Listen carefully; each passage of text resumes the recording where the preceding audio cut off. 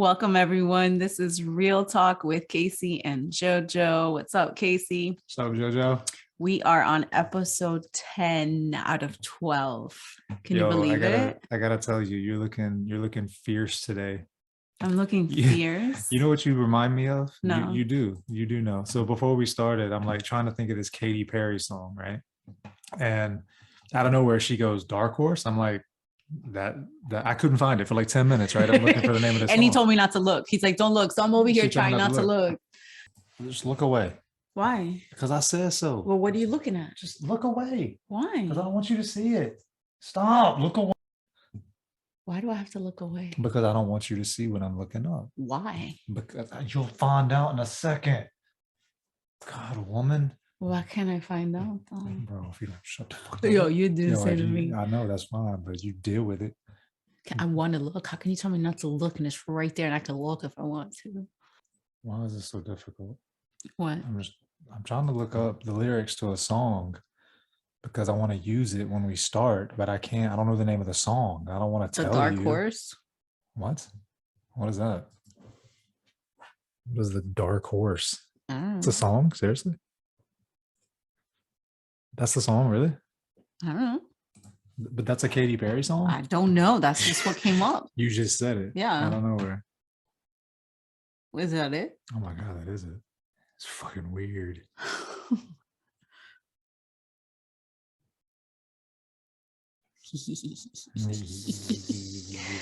That is crazy that this happened. Out of all the songs. Out of all the Katy Perry songs, she has millions. Well, how many did she have? Mm-hmm. Well, how did I know it was that one? I don't know. Let's talk about it when we start. Okay. So there's this Katy Perry song called Dark Horse, and I don't know if you've seen the video. Maybe we can pop a shot or pop a clip from the video. But there's a part with Juicy J where he says, "She's a beast. I call her karma. She eats your heart out like Jeffrey Dahmer. Be careful. Try not to lead her on. Shawty's heart is on steroids because her love is so strong." So that it sounds better when you rap it. Yeah, that's like the guy. Remember the mystical guy on the piano when they did "Shake Your Ass"? Yes. So watch yourself. Shake your ass. Show them what you're working with. But you look like the Katy Perry in that song. Dark Horse. Mm-hmm. And it kind of goes along with the topic, right? Yes. Okay, so let's get back to this, right? Totally got me off track. So we've been doing an entire season on relationships and the signs in the zodiac. If you want a summary, the last episode has a great summary because we went through all 1 through 9 of the episodes, and just check it out. And then this one, we are going to touch on Capricorn, the aspects of Capricorn. So life goals, that's the name of it. And leaving or starting where we left off, right? We had just gotten a divorce and it ended that way. So we had just gotten a divorce and I had happiest divorced couple in the courtroom. I guess. Shit was weird, man. No, but listen, you know what's funny? This is about the Black Panther, and I had Black Panther energy with the judge. Like, I didn't realize that. Elaborate.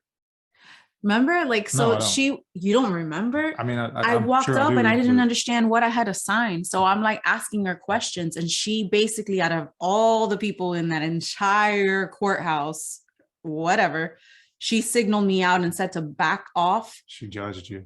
She told me you were the Dark Horse. She told me to back off because I was too intense. Like my energy, I was like, I'm asking a question, and she kept on like, back off.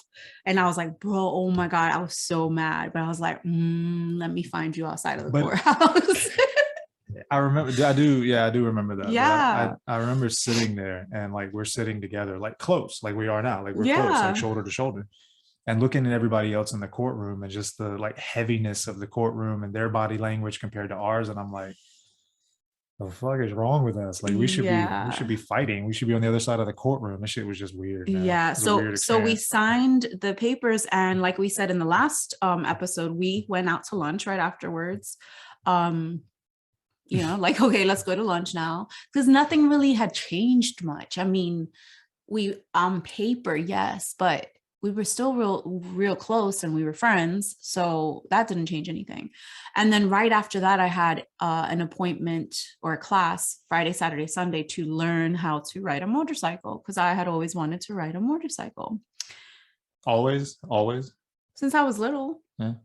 But this was just the opportunity because Mr. Goodnight rode a motorcycle. So I was like, okay, well, I can, I'm free to ride and I can just ride with him sometimes when I want to. And, that was my idea.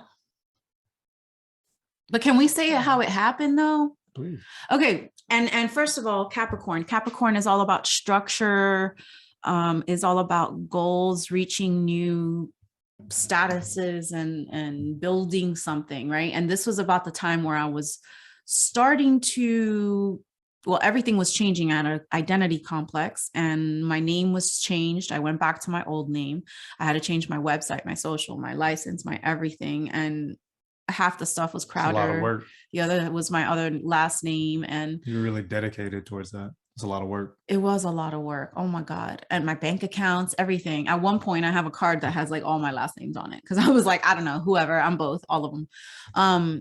Yeah, 2 IDs. Yes. So that was going on and I was trying to build a business, but I wanted to build something in the side of metaphysics. I just wasn't sure what yet. So it was like my name. But because my name changed, it was kind of like in this limbo phase and I wanted to build something, but I also was working my other business. So there was just a lot going on, a lot of building, a lot of like life goals. And at the same time, I'm like, okay, I'm free and I want this motorcycle because it represents the Black Panther.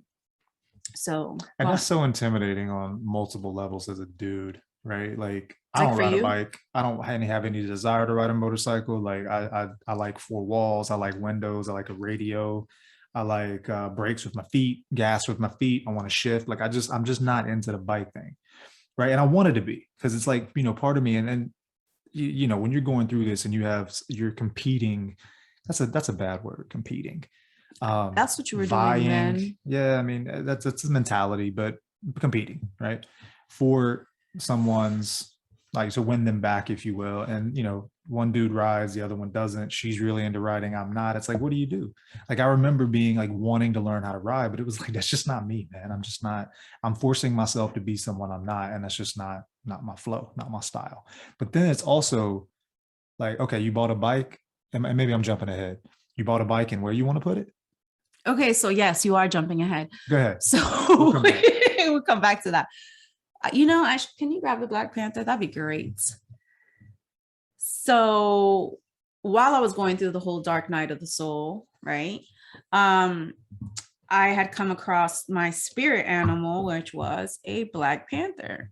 And, all the things that a Black Panther symbolized, like the power to help you go through darkness and the unknown without fear, protected, just knowing that it's helping you through a whole rebirth of the death and the old you.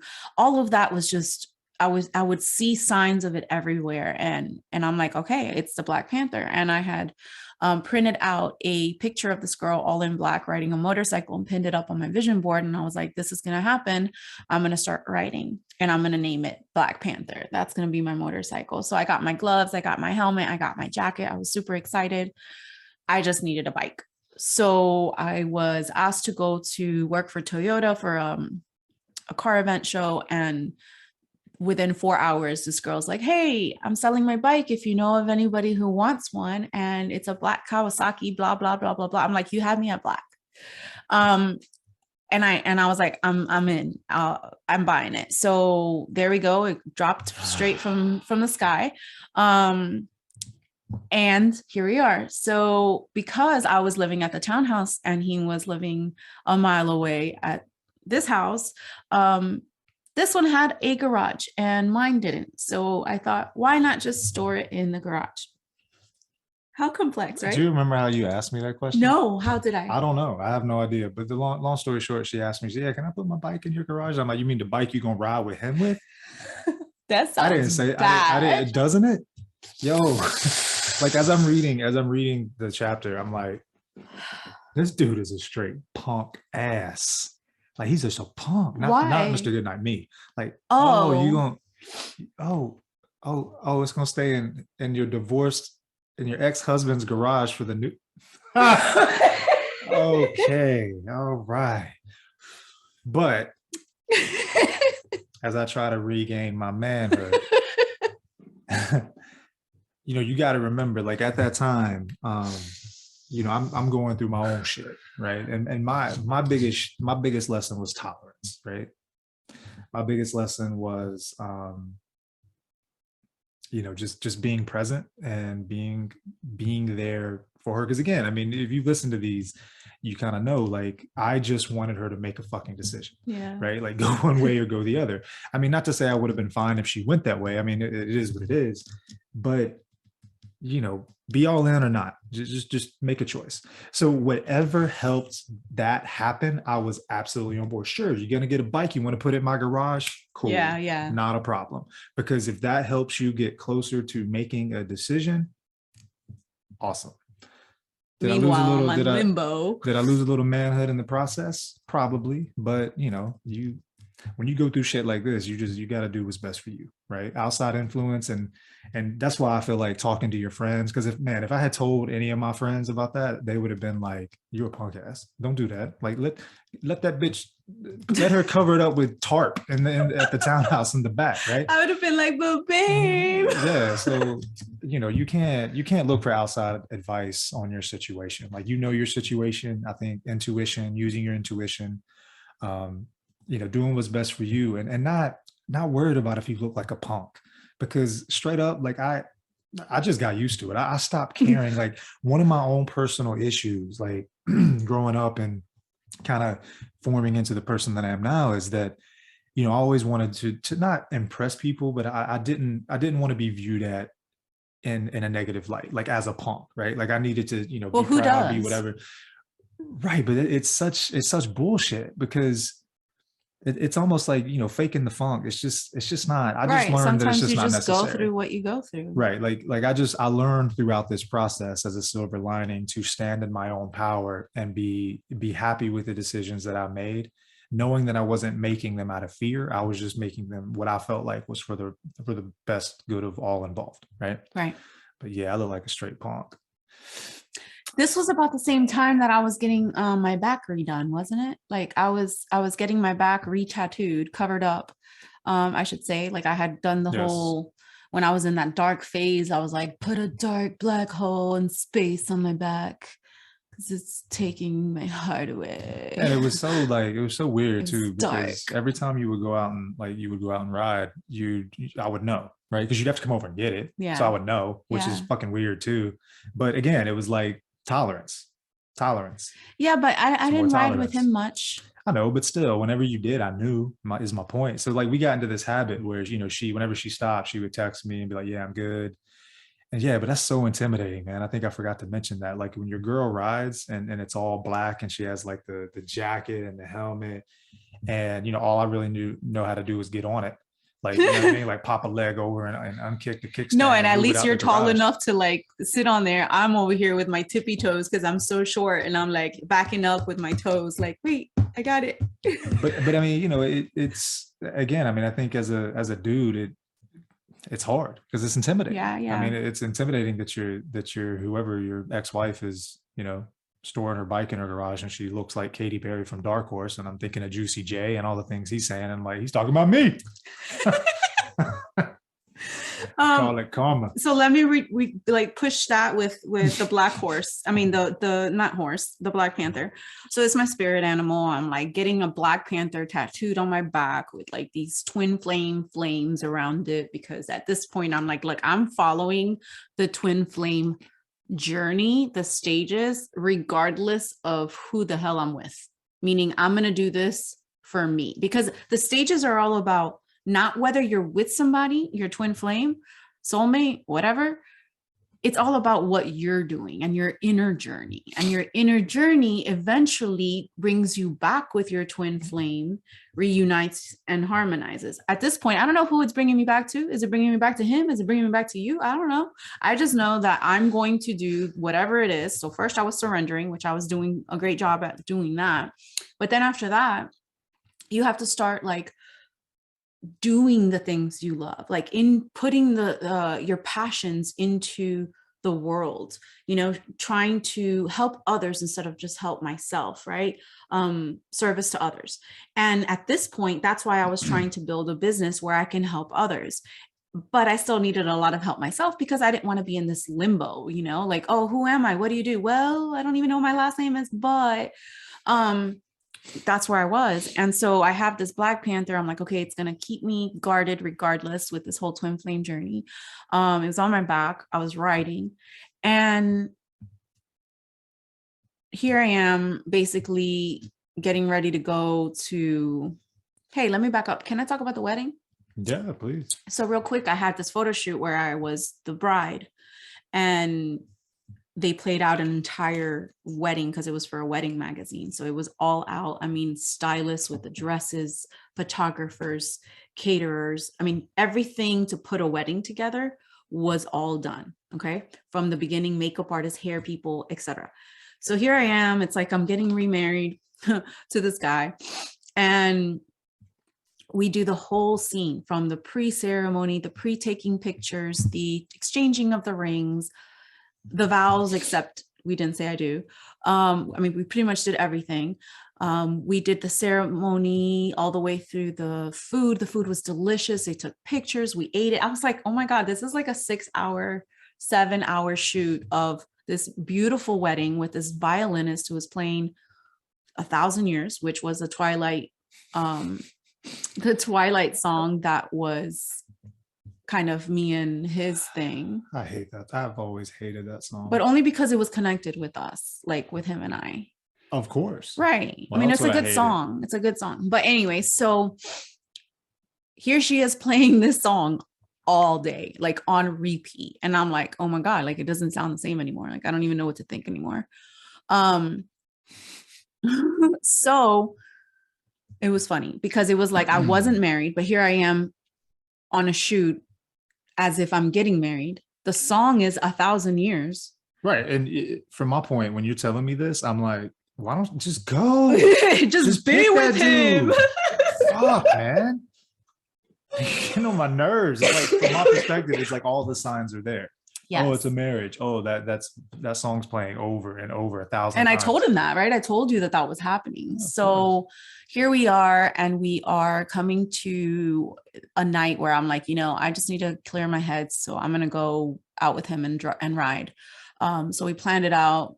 He came over and we rode, and you know, I wasn't really sharp on my U-turns, and so feeling a little intimidated, I kind of stopped and we had food. And then at that point, I'm like, okay, time to text Keith and let him know I'm okay and that I'm eating with him. Because every time she stops, she texts me to let me know she's okay. But now she's with another dude, so there's no need for her to text me. Why is she gonna text me? She's with him. Exactly. And that's what was going on in my mind.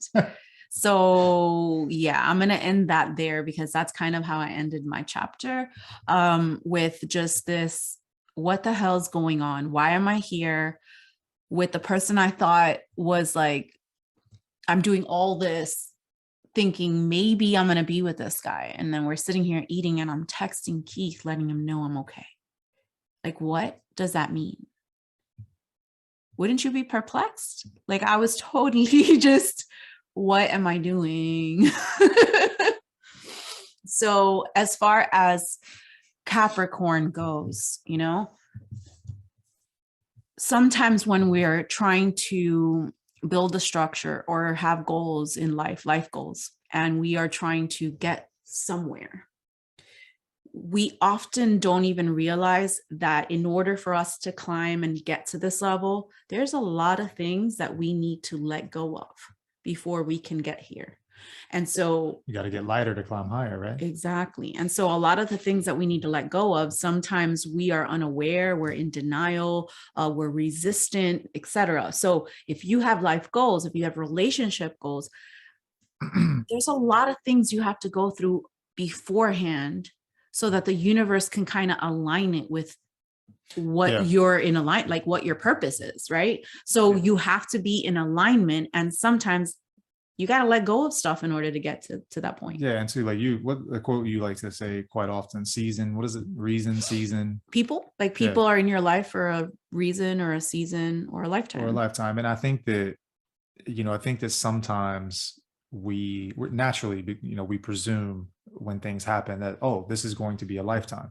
This is my twin flame. This is who I'm going to spend the rest of my life with. But I have all this other stuff, baggage to the side. And so, we put our hopes and dreams into something, presuming that it's a lifetime, right? Right. Then maybe we start to learn that it's a season. Then maybe we start to learn, the reason. But it's very difficult for you, especially, that once you kind of paint the road and you sort of see the path and you attach all of these feelings to it and all of these expectations, it becomes very hard to distinguish between the reason, season, or a lifetime. Yeah. Right. Like you don't want to be wrong. Like it's almost like sometimes you want to force that round peg or square peg into a round hole. Right. But you can't. And it's hard. I mean, it's very difficult to do that.